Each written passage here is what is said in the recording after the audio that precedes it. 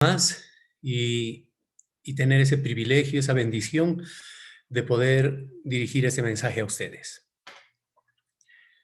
Cuenta la historia bíblica que a la muerte de Ocosías, rey de Judá, Atalía, su madre, exterminó toda la descendencia real en un intento desesperado de apoderarse del trono. Pero Joás, hijo de Ocosías, que tenía apenas 1 año, fue el único sobreviviente gracias a Josabet, hermana del fallecido rey, y su esposo Joiada, quienes lo tuvieron escondido en el templo durante 6 años. Al 7.º año, Joiada, que además era sumo sacerdote, hizo los arreglos para derrocar a Atalía y coronar al niño Joás como rey.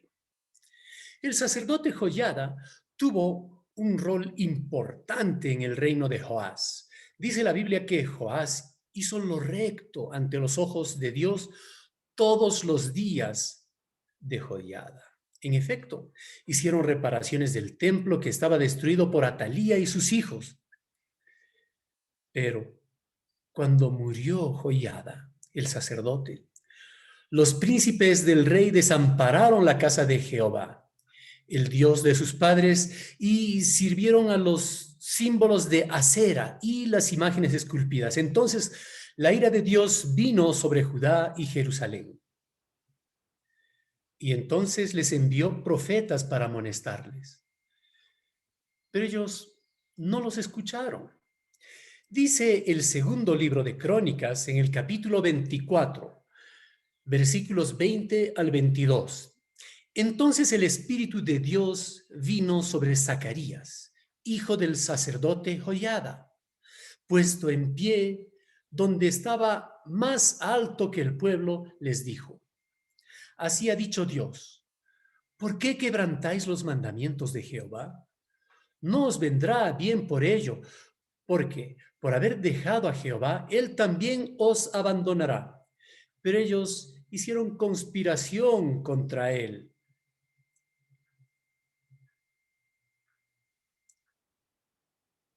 Perdonen, voy a volver a leer.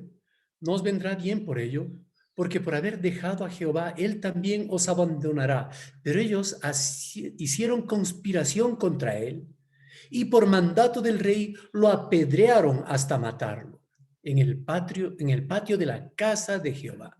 Así el rey Joás no se acordó de la misericordia de Joiada, padre de Zacarías, que había hecho con él. Antes mató a su hijo, quien dijo al morir: Jehová lo vea y lo demande. Este relato nos muestra que Joás, un hombre de bien,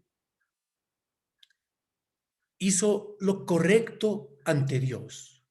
Pero fue un hombre de bien e hizo lo correcto ante los ojos de Dios solo mientras estaba con vida su tío, el sacerdote Joiada. Y luego se olvidó y se apartó de Dios. Qué parecida situación a la de aquellas personas que se mantienen fieles cuando tienen un observador o un vigilante cerca. Obviamente, cuando se alcanza madurez, no se necesita una persona que esté vigilando el buen actuar de las personas. Es más o menos una situación parecida a aquellas personas que necesitan un vigilante cerca, como un predicador, un misionero, o un muchacho que actúa bien cuando los papás están cerca, o un hermano con carisma que les está animando: oye, ven a congregarte, cosas así. Yo recuerdo con pena el caso de un grupo denominacional que conocí. Estaba dirigido por unos misioneros del extranjero y se veía muy organizado. Tenía un local propio, cantaban bellas alabanzas, todo se veía muy bien, hasta que los misioneros, luego de establecer la obra, volvieron a su país. Entonces, poco a poco, disminuyó la asistencia, los líderes empezaron a tener discrepancias, vendieron el local y terminaron separados. Entonces, así como Joás, que no era fiel a Dios, sino a su tío, Joiada, igualmente, muchos podrían estar sosteniendo su fe sobre una persona y no en Dios. A través de Zacarías, Dios llamó a su pueblo al arrepentimiento antes de aplicar juicio y castigo sobre ellos, dándoles una oportunidad más. Pero el pueblo conspiró contra él y lo mataron apedreado en el patio del templo. Al morir, Zacarías no pedía venganza, sino justicia, y Dios la hizo. A la vuelta del año, el rey de Siria, con poca gente, destruyó Judá y Jerusalén, que tenían un ejército muy numeroso. Es que Dios obra justicia, y no solamente porque Zacarías lo hubiera pedido, sino que la sangre de ese justo clamó a Dios. La prédica de esta mañana la he titulado Voz de la sangre que clama. Voz de la sangre que clama. En el Evangelio de Mateo vemos que nuestro Señor, exhortando a los líderes religiosos, dijo a la gente y a sus discípulos: en la cátedra de Moisés se sientan los escribas y los fariseos. Así que todo lo que digan que guardéis, guardadlo y hacedlo. Mas no hagáis conforme a sus obras, porque dicen y no hacen, condenando así la hipocresía de los líderes religiosos y haciendo alusión a los mártires del Antiguo Testamento. En el capítulo 23, versículos 33 al 35 del Evangelio de Mateo, dice así, refiriéndose a los escribas y fariseos: serpientes, generación de víboras, ¿cómo escaparéis de la condenación del infierno? Por tanto, he aquí, yo os envío profetas y sabios y escribas, y de ellos a unos mataréis y a otros y crucificaréis, y a otros azotaréis en vuestras sinagogas, y perseguiréis de ciudad en ciudad, para que venga sobre vosotros toda la sangre justa que se ha derramado sobre la tierra, desde la sangre de Abel el justo hasta la sangre de Zacarías, hijo de Berequías, a quien matasteis en el templo del altar. Nuestro Señor habla de la sangre justa de Abel y de Zacarías. Y como vimos en la introducción, Zacarías fue un claro ejemplo de alguien que murió en manos de quienes decían ser el pueblo de Dios. Ahora pues nos referiremos al caso de Abel. En el libro de Génesis aparece la narración de Adán y Eva, que tuvieron a Caín, su primer hijo, que fue el labrador de la tierra. Luego tuvieron a Abel, que fue pastor de ovejas. Ambos ofrecieron sacrificio a Jehová, y Dios miró con agrado a Abel y su ofrenda, pero no miró con agrado a Caín ni la ofrenda suya. Por eso se ensañó Caín en gran manera y decayó su semblante. Dice el libro de Génesis en el capítulo 4, versículos 8 al 10. Y dijo Caín a su hermano Abel: salgamos al campo. Y aconteció que estando ellos en el campo, Caín se levantó contra su hermano Abel y lo mató. Y Jehová dijo a Caín: ¿dónde está Abel tu hermano? Y él respondió: no sé, ¿soy yo acaso guarda de mi hermano? Y él le dijo: ¿qué has hecho? La voz de la sangre de tu hermano clama a mí desde la tierra.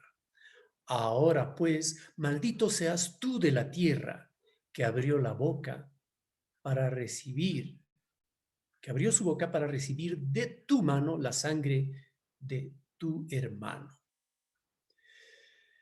De esta lectura desprenden muchísimas enseñanzas que podríamos comentar. Y tal vez este texto resuma lo ocurrido entre dos hermanos. Rescatando algunas ideas, vemos que el primer homicida de la historia de la humanidad nunca había escuchado el mandamiento no matarás. Pero hasta ese momento no se sabía qué era matar. Ahora, en nuestro tiempo se matan unos a otros. A veces vemos noticias de gente que mata por robar un celular. Los niños juegan con armas mortales, es decir, armas para matar. Las películas de suspenso pueden familiarizar a la gente con la idea de matar o que te maten. Alguna vez escuché que muchos actos delincuenciales son inspirados en películas de violencia. Pero en el en el tiempo de Caín, no había películas de violencia, no habían periódicos con esas noticias sensacionalistas, no habían revistas, historietas, juegos, nada relacionado con quitar la vida a tu hermano. Tampoco hubo testigos, policías ni juzgados que ahora la sociedad los ha instituido. Pero, aunque pareciera que todo quedó en el silencio mudo de dos hermanos, Caín tenía conciencia de lo que había hecho al llevar con engaños a su hermano para matarlo como lo había planeado. Experimentar por primera vez en la historia el hecho de ver a una persona con vida y luego estar frente al cuerpo inerte que nunca más le acompañaría, que nunca más podría hablarle, ni mirarle, ni escucharle. Ese momento de espanto que atravesaba a Caín fue quebrado por una voz del cielo que preguntó a Caín: ¿dónde está tu hermano? Pero además hubo otra voz que fue escuchada por Dios, la voz de la sangre de Abel que clamaba desde la tierra. Vi una vez una lectura que decía: es evidente que la sangre de un mártir no puede clamar porque según enseña el libro de Eclesiastés 9:5, los muertos no saben nada. Pero de acuerdo a la lectura que hemos compartido anteriormente, Dios escuchó la voz de la sangre de Abel. Vimos en la lectura que nuestro Señor condena a los líderes religiosos haciendo alusión a la sangre justa que se había derramado sobre la tierra. Recordaremos que Zacarías, al morir apedreado por sus hermanos, dijo: Jehová lo vea y lo demande. Mientras que Abel el justo con su boca no pronunció palabra en contra de su hermano homicida, pero su sangre sí clamó. ¿Y qué pudo clamar la sangre de Abel? Como vimos en la lectura del libro de Génesis, Dios escuchó la voz de esa sangre inocente y por eso Dios pidió cuentas a Caín y lo maldijo y dispuso que la tierra del hermano homicida que fuera sembrada por él no produzca como antes. Y dispuso que sea errante y que sea extranjero en la tierra. Según nos enseña el capítulo 11, versículo 4 de la epístola a los Hebreos, por la fe, Abel ofreció a Dios más excelente sacrificio que Caín, por lo cual alcanzó testimonio de que era justo, dando Dios testimonio de sus ofrendas, y muerto aún habla por ella. Entonces la voz de la sangre de Abel presenta hasta nuestros días un testimonio de justicia.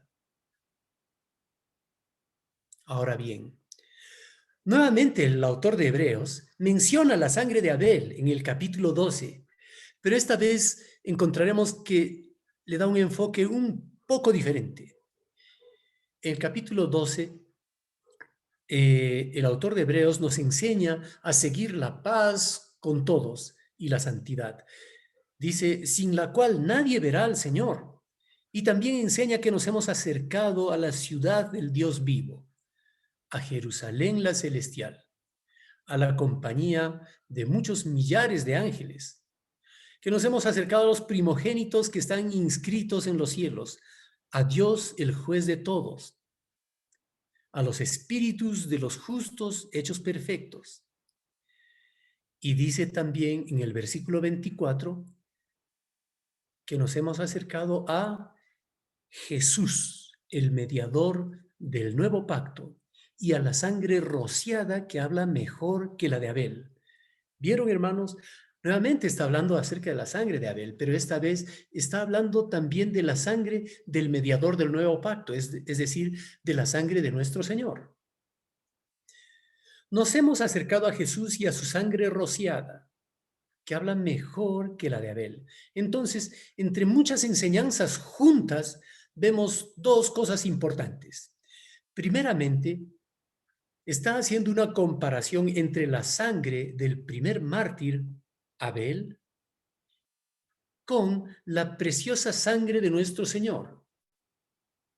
Y luego vemos que dice claramente, aquella sangre derramada por los mártires habla. La sangre habla. Ahora, en este tiempo, estamos ya muy cerca a la Semana Santa, ¿no?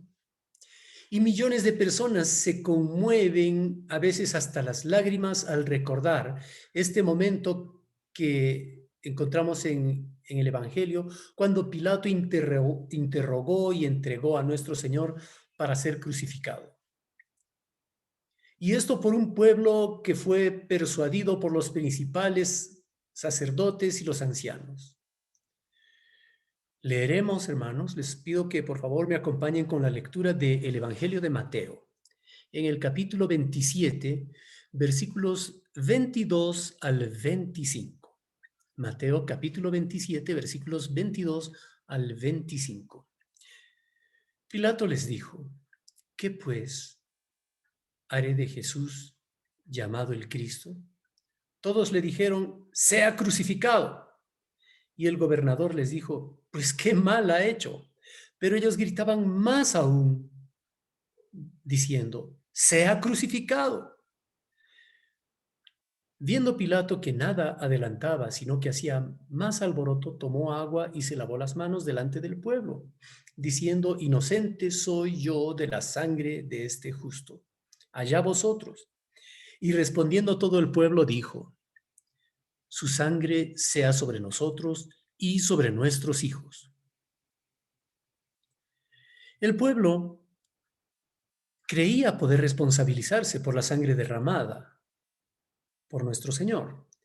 Pero en ese momento de euforia, ellos no imaginaban que estaban anunciando que aquella sangre preciosa de nuestro Señor nos iba a limpiar eternamente. La multitud que poco antes, un domingo de Ramos, lo había aclamado diciendo, Hosana al Hijo de David, bendito el que viene en nombre del Señor, Hosana en las alturas. Un viernes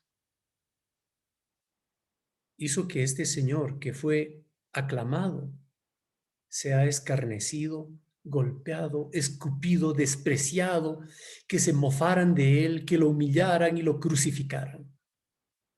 Y estando crucificado, le injuriaban todos los que pasaban y lo veían en la cruz. Los principales sacerdotes, los escribas, los fariseos, los ancianos y hasta los ladrones que estaban crucificados junto con él. Dicen los evangelios que cerca de la hora novena, esto quiere decir más o menos a las 3 de la tarde, nuestro Señor clamó a gran voz diciendo, Elí, Elí, lama sabactani. Esto es, Dios mío, ¿por qué me has desamparado? Y habiendo otra vez clamado, entregó su espíritu.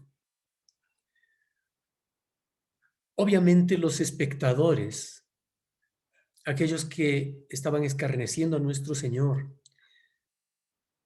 no entendieron y creyeron que llamaba a Elías para rescatarlo. Pero ese momento, amados hermanos, clamaba la voz de la sangre preciosa de nuestro Señor y expresaba profunda angustia que sintió cuando tomó los pecados del mundo. Y el Padre tuvo que abandonarlo, porque Él estaba este momento llevando el pecado de todos. Pero la voz de la sangre de su Hijo unigénito, del Santo, del Cordero sin mancha, clamaba al cielo. Mientras la sangre del primer mártir de Abel clamaba por justicia, igual que la sangre del mártir Zacarías, de quien hablamos al inicio de este mensaje, clamaba por justicia. La sangre de nuestro Señor clamaba diciendo: Padre, perdónalos porque no saben lo que hacen, como dice en Lucas 23:34. Vemos que la sangre de los primeros mártires clamaban por justicia. La voz de nuestro Señor clamaba pidiendo perdón. Y ese clamor fue escuchado por el Padre. Entonces, ¿qué clamaba la sangre preciosa de nuestro Señor? Perdónalos. Por eso la sangre de nuestro Señor habla mejor que la de Abel. Cuando nos acercamos a Dios, no es la voz del pecador la que Dios escucha, sino la voz de la sangre de nuestro Señor y Salvador, Jesucristo. Dice la primera epístola de Pedro, en el capítulo 1, versículos 18 y 19. Primera epístola de Pedro, capítulo 1, versículos 18 y 19. Sabiendo que fuisteis rescatados de vuestra vana manera de vivir, la cual recibisteis de vuestros padres, no con cosas corruptibles como oro o plata, sino con la sangre preciosa de Cristo, como de un cordero sin mancha y sin contaminación. Él derramó su sangre para expiar los pecados de todos los que se arrepienten, con algo sumamente valioso, no comparable con cosas materiales como oro o plata. Es un rescate que vale mucho y que no hubiera sido pagado, no hubiera podido ser pagado con nada. Por eso Juan el Bautista llamó a Jesús el Cordero de Dios que quita los pecados del mundo. Qué grande el valor de la sangre de nuestro Señor. Tal vez entre los oyentes, alguna persona todavía no sabía que el mensaje, no sabía que el mensaje de la sangre de nuestro Señor iba a obrar a favor nuestra. Y ahora ha comprendido que gracias a ella, Dios nos concede el perdón. Si entre los oyentes hay alguien que no lo sabía, entonces ahora acérquese, arrepiéntase de su vida de pecado y confiese a Jesús como su Señor y Salvador. Si ya lo ha hecho, hermano, entonces agradezcamos a Dios siempre por la preciosa sangre de su Hijo que nos hace limpios del pecado. Quiero recordar, hermanos, que en la introducción de este mensaje hablé acerca de el joven rey o el niño rey, que Joás, que fue un hombre de bien mientras estaba Joiada, el sacerdote, pero luego permitió que haya imágenes de acera y de otros ídolos. Entonces la presencia de Joiada era importante para que él esté fiel a Dios. Nosotros, hermanos, necesitamos estar fieles a Dios porque a Él lo seguimos. No seguimos a un hermano, no seguimos a un familiar. Nuestro soporte, el soporte de nuestra fe es Dios. Y para recordar que esa sangre preciosa es la que nos limpia, es que participamos cada domingo del partimiento de la Cena del Señor. Que Dios siga bendiciéndoles, hermanos.